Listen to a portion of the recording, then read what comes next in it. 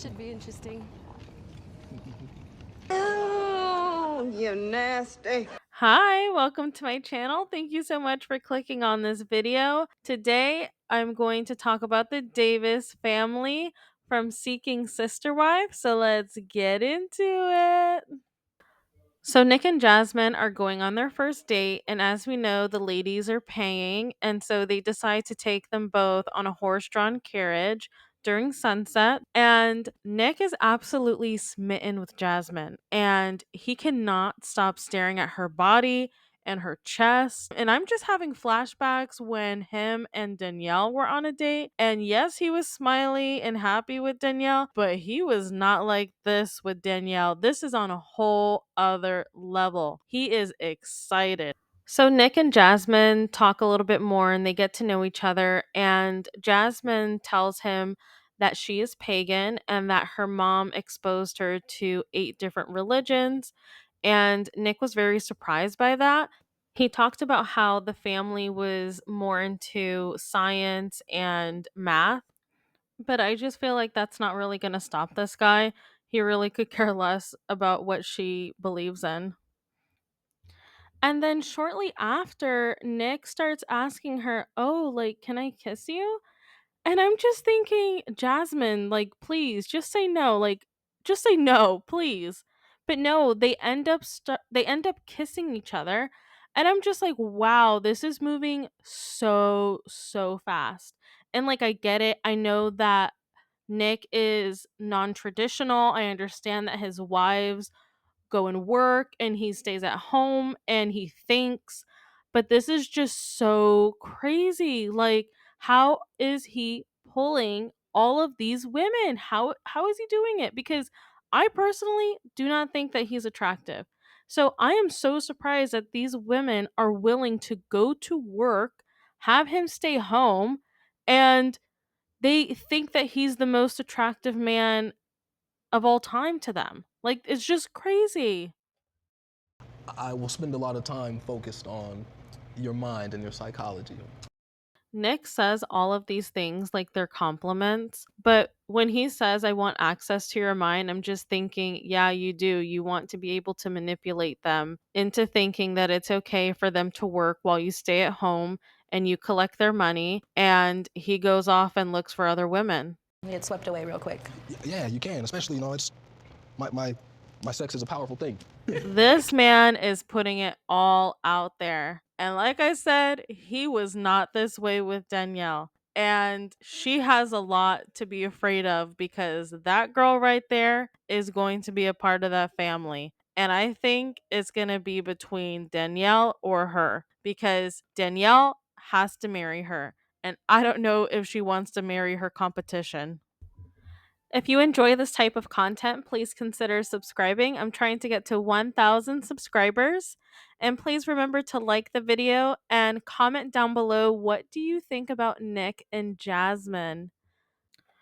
So in the next scene, Nick begins to ask Jasmine if she would like to have a sleepover with him and his wives.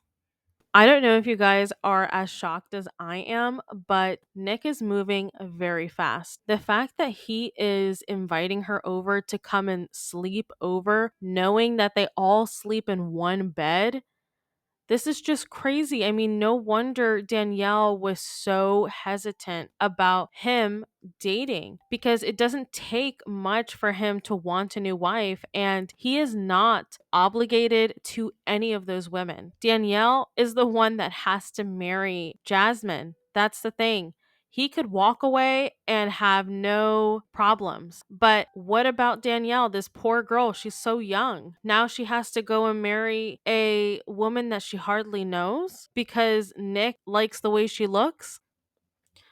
You know, it's hard because part of me wants to feel bad for Danielle and seeing her wait for Nick like she's a little dog and he's her owner is sad. But at the same time, she signed up for this lifestyle. She signed up to sleep in the big bed. She signed up to take care of another woman's child. She signed up to go to work while her husband stays at home and thinks. sometimes you have to live out the consequences of the things that you sign up for. So Danielle ends up waiting for Nick to come home, and like I said, she looks like a little puppy just waiting for her owner. And she ends up asking him if he kissed Jasmine. And I'm just thinking to myself, like, why would you even ask him that question? The other two women went to bed, they took a melatonin, and they didn't even bother asking him or even waiting for him to come home because they knew the drill. And you could just see on her face that it just kind of disappointed her or maybe shocked her. And then after Nick tells her, "Yes, I kissed her. And by the way, is it okay if she sleeps over?" And I'm just thinking, "Oh my god, Danielle, you should have just gone to bed because how in the world are you going to go to sleep with all this information? Like, it's too fast. All of it is too fast." And like the moment that she said, "Yes, let's continue on dating," they just ran with it and they did not stop. And their version of dating is very weird because I don't know about you, but I don't want someone in my bed after knowing them for maybe 1 day or 2 days, maybe. So Nick sees her reaction and he sees that she's kind of taken aback by it. And he tells her that, it's okay. We don't have to go this fast. It's up to you. I don't want to put it on your shoulders, but it is up to you. And I'm just thinking, don't give this woman the illusion of choice because the reality is, if she were to say no or if she were to delay things again, something tells me that the things within the household would start acting a little bit funny. I think people would start acting a little cold towards her because she's not falling in line with what everybody wants. And if I were her, I would be like, you know what? You can continue dating her. However, if you feel like you would want to marry her or have her a part of the family, I am not going to marry her. You would have to do that, not me. So after everything is said and done, Nick is like, "So let's go upstairs and let me help you knock you out so you can go to bed." And I'm just like, this man is so gross. Because toxic me would have been like, "Yeah, no, we're not going to do that because you're probably thinking about her and I want no part of that." So, aside from what just happened, I wanted to talk a little bit more about the comparisons that I'm seeing with the Davis family and the Brown family from Sister Wives. And it's interesting because if you think about it, they're adding in a possible fourth wife. The third wife is having a lot of trouble coping with that, and she doesn't really want that in general. And we are seeing that the husband is more flirtatious with the potential fourth wife. And I wanted to know if anyone kind of saw it in that way. So let me know down in the comments what you think about the two.